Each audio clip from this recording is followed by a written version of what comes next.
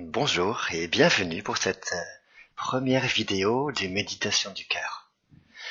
Vous avez certainement vu la vidéo de présentation qui trace le chemin, l'objectif étant de découvrir qu'on a un monde immense en nous, de descendre de la tête au cœur de notre cœur, pour se connecter à soi, de goûter cet abri toujours disponible et toujours là, qui est en nous, et de se connecter, de se dilater aussi intérieurement, pour se connecter aux autres et à l'infini.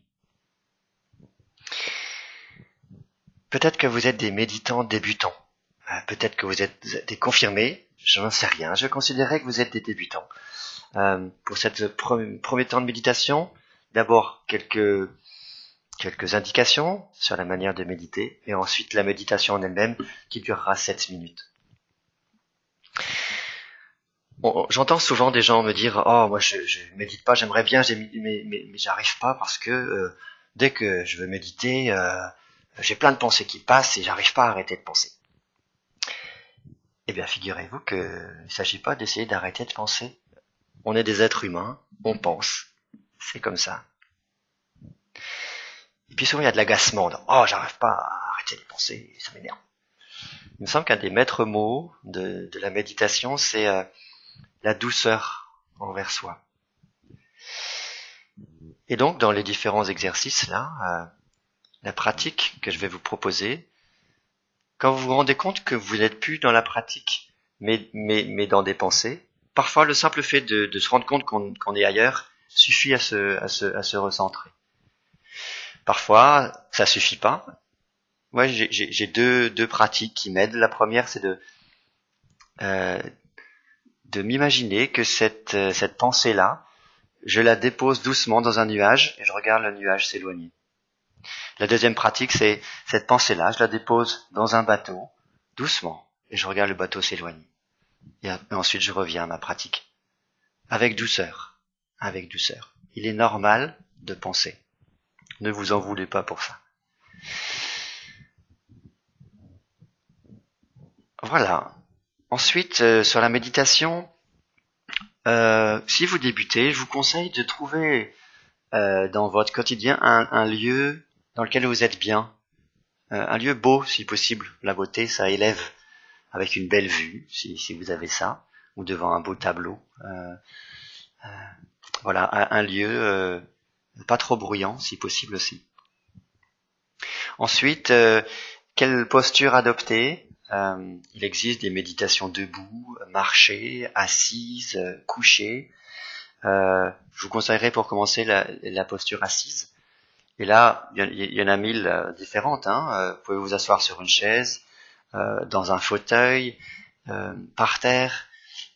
Personnellement, moi j'ai commencé à genoux sur des petits bancs de méditation pendant longtemps, quand j'étais en France. Ensuite, quand j'étais en Asie, je pratiquais sur des coussins de méditation. J'aimais beaucoup pendant quelques temps, dans quelques années, j'avais 2 coussins de méditation, vous savez, des carrés épais comme ça, et je les superposais pas exactement, je les décalais un petit peu, et je me mettais ici dans le petit creux. Comme ça, j'avais le deuxième coussin enfin, j'étais un peu à cheval sur le deuxième coussin, les fesses sur le deuxième coussin, ce qui permettait d'avoir cette posture non pas rigide, mais qu'on dit digne. Voilà, avec le dos un petit peu creusé, sans être cambré. Voilà, le mot digne, je trouve, enfin, en tout cas moi, m'a beaucoup aidé à prendre une posture qui aille bien, une posture digne, assez droite, et en même temps détendue. Voilà. Vous la trouverez en essayant vous-même. Voilà, il existe des tas de coussins de méditation. Moi, les coussins comme ça, j'aime pas parce que vous voyez le bord, il s'affaisse, ce qui fait que je me trouve courbé. Et voilà, on n'est plus dans cette posture digne. Souvent, moi, j'utilise ce petit coussin sur lequel je suis assis, c'est un cube en polystyrène, voilà. Voilà. En tout cas, essayez, puis vous adopterez en fonction de ce que vous ressentirez. Le tout, c'est d'être bien. N'essayez pas d'imiter une posture peut-être que vous voyez sur les images. Parce que si vous êtes dans une posture qui vous va pas, si par exemple au bout d'un moment vous avez très mal à la cheville, eh bien vous allez vous concentrer, vous focaliser sur ce mal de cheville et voilà, et vous allez quitter l'exercice. Prenez soin de vous, de votre corps et trouvez une posture qui va bien. Voilà pour la posture. Ensuite sur le moment pour méditer. Là encore, essayez. Personnellement, moi j'aime bien le matin. Et avec la vie de famille et la vie professionnelle, c'est vraiment la première chose que je fais le matin. Enfin, la deuxième, après les bisous à ma femme. Voilà, je trouve que ça me va bien. Parce que si j'essaie de le faire dans la journée, déjà c'est emporté par les activités, c'est compliqué de trouver un moment, de se dire allez je prends 10 minutes ou un quart d'heure ou une demi-heure ou une heure. Et d'autre part, si je fais ça en milieu de journée, j'ai tout ce que j'ai fait le matin qui est dans la tête. Et donc c'est plus long pour moi de m'apaiser, quoi. Alors que le matin, on sort du sommeil et en tout cas, moi j'ai l'esprit plus frais et plus disponible pour ça. Mais essayez. Certains sont pas du matin du tout et s'ils essayent le matin, ça va être 10 minutes ou une demi-heure à essayer de lutter contre le sommeil. Voilà. Bon, soyez doux avec vous-même. Moi, pendant une période, je m'étais dit, allez, je me réveille une heure plus tôt pour faire ma méditation tous les matins. D'autant qu'il y a des sages disent que une heure de méditation, ça vaut pour je ne sais plus combien de temps de prière, de sommeil, pardon. Voilà. Mais au bout de quelques temps, j'étais épuisé, je dormais pas assez. Donc voilà. Soyez doux avec vous-même et essayez. Sur la durée de méditation, il y a plusieurs écoles. Soit vous fixez un temps avec un chronomètre éventuellement. Pour débuter, c'est bien. Par exemple, si vous dites 10 minutes, au moins vous savez que c'est cadré. Et donc vous risquez pas de déborder si vous avez des rendez-vous après ou plein de choses à faire. Au moins c'est cadré. Et puis dans les moments où la méditation sera pénible ou un peu sèche, ça vous aidera à persévérer jusqu'à la 10e minute. Parce que parfois, c'est sec pendant 9 minutes 30 et les 30 dernières secondes, pouah, et ça aurait été dommage de finir avant parce que vous aurez raté ce pouah. Voilà, une autre école, je me souviens d'un moine bouddhiste dans le village où j'habitais, je lui ai demandé alors, combien de temps faut méditer? Il me dit, bah, vous savez, on n'a pas toujours la même faim avant de manger. Certains vont se contenter d'une assiette de riz, d'autres faudra le riz plus les légumes plus le poulet plus etc. etc. Et puis peut-être qu'aujourd'hui vous mangerez que du riz, et puis demain ce sera beaucoup plus. Et donc cette école-là dit méditez le temps qui vous va. Voilà. Vous avez besoin d'une heure, ce sera une heure. Vous avez besoin de 10 minutes, prenez 10 minutes. Voilà. 2 minutes, c'est peut-être un peu court. Quoique, on verra après. Mais l'objectif, la méditation assise, c'est une école pour qu'ensuite on garde cet état dans lequel on est dans la méditation, dans la vie quotidienne. Mais on y reviendra. Voilà. Voilà pour quelques conseils de méditation. Cette première vidéo, donc dans ce cheminement d'aller de la tête au cœur et au cœur de notre cœur, il s'agit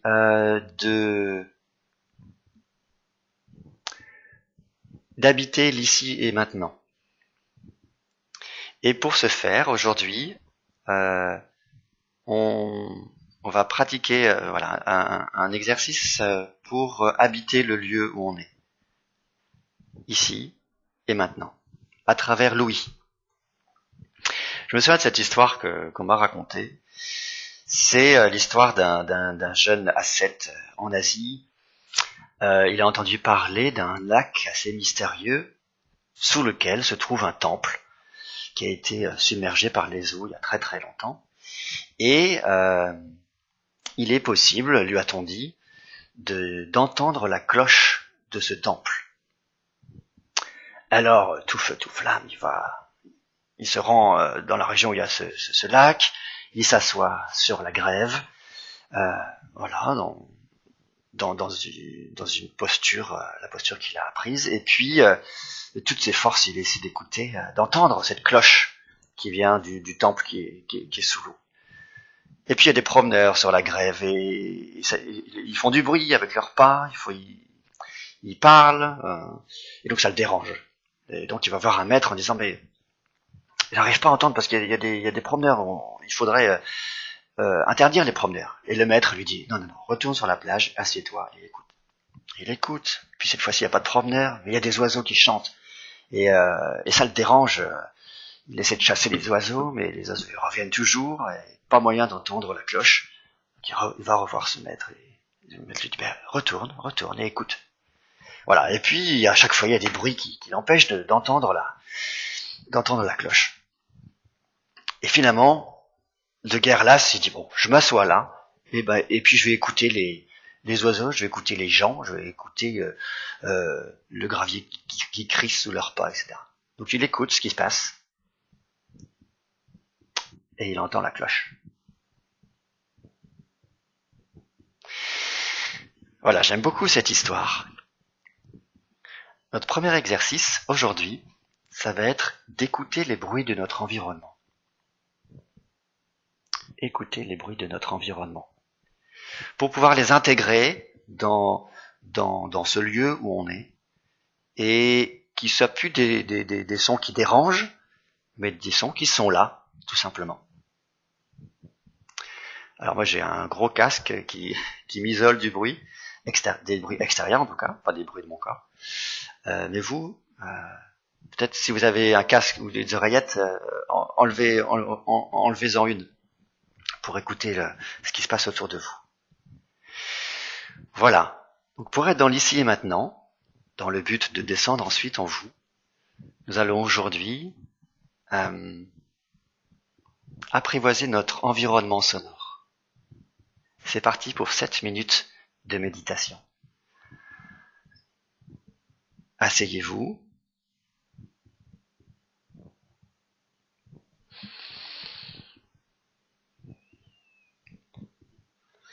Prenez 3 grandes respirations.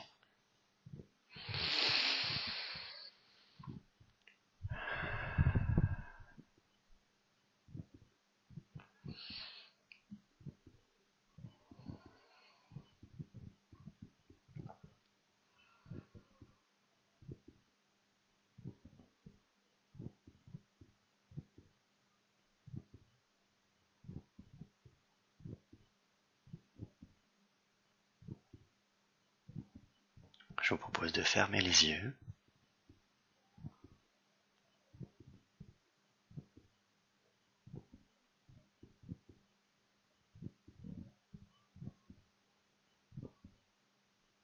Détendez votre corps.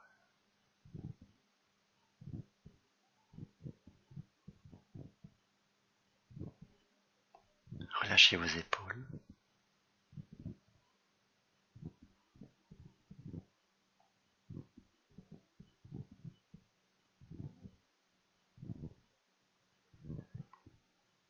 Vous vous faites le cadeau de méditer pendant 7 minutes.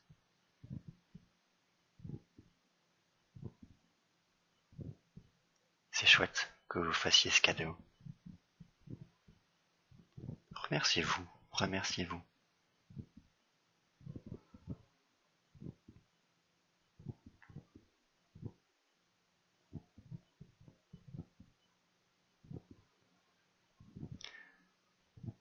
À présent, ouvrez les yeux et faites le tour de ce que vous voyez. Simplement en balayant du regard à partir de la gauche, devant et à droite, au-dessus, en dessous peut-être. Et refermez les yeux.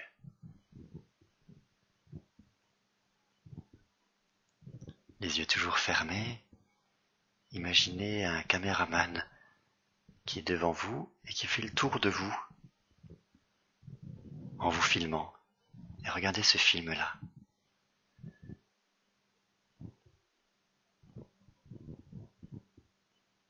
Voilà, vous avez une image de vous dans le lieu où vous êtes maintenant.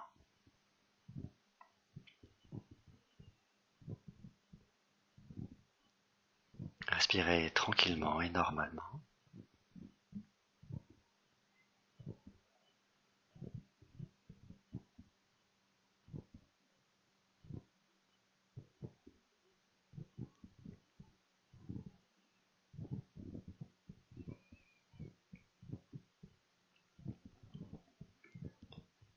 Vous êtes détendu. À présent, tendez l'oreille.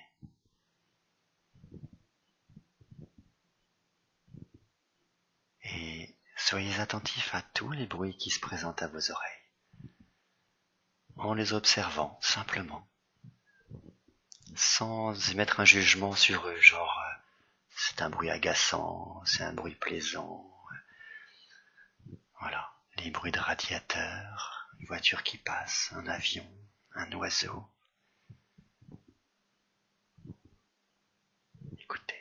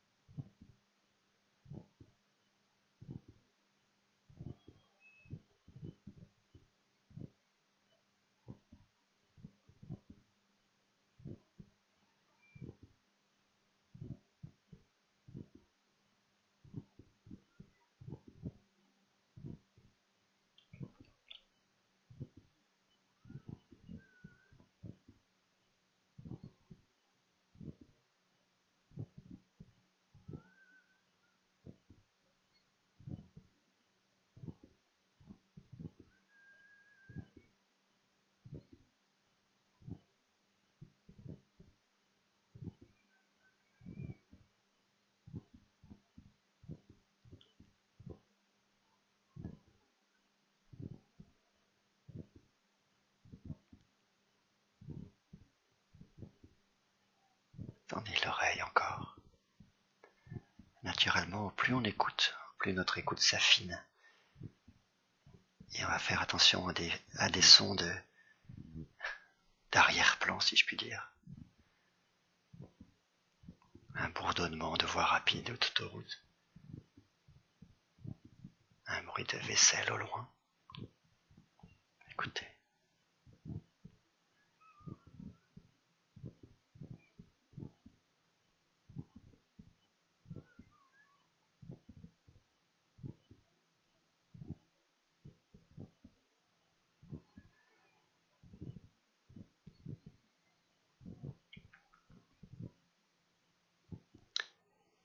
À présent,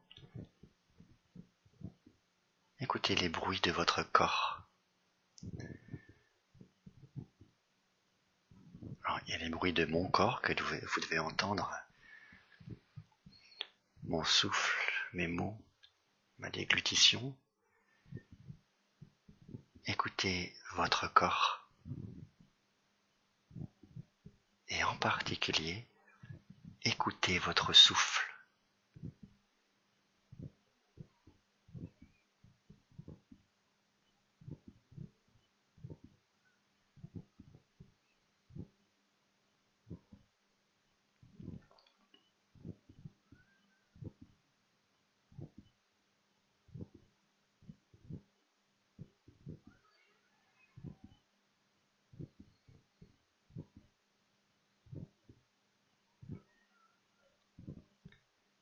Et finalement, essayez d'entendre votre cœur battre. Ça peut être, on peut l'entendre parfois dans les oreilles, parfois au niveau du cœur. Écoutez votre cœur qui bat.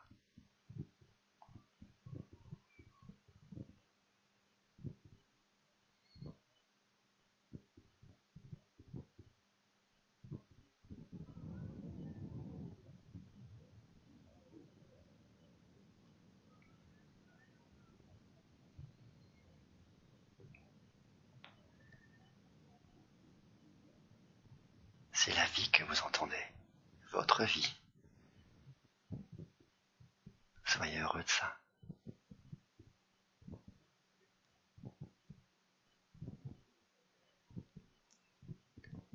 Et si vous l'entendez pas, c'est pas grave. Vous êtes vivant quand même. Voilà. Pour l'instant, je vous invite à prendre une grande respiration, ouvrir les yeux doucement, pour revenir dans dans le quotidien. Et voilà, petite expérience d'être dans l'ici et maintenant à travers l'ouïe. Voilà. Faites-vous plaisir, pratiquez, étendez le temps, voilà. Et n'hésitez pas à partager ces vidéos. Et puis, vous pouvez me retrouver aussi sur mon site internet, anestio.fr. Et portez-vous bien. Et à la prochaine. Au revoir.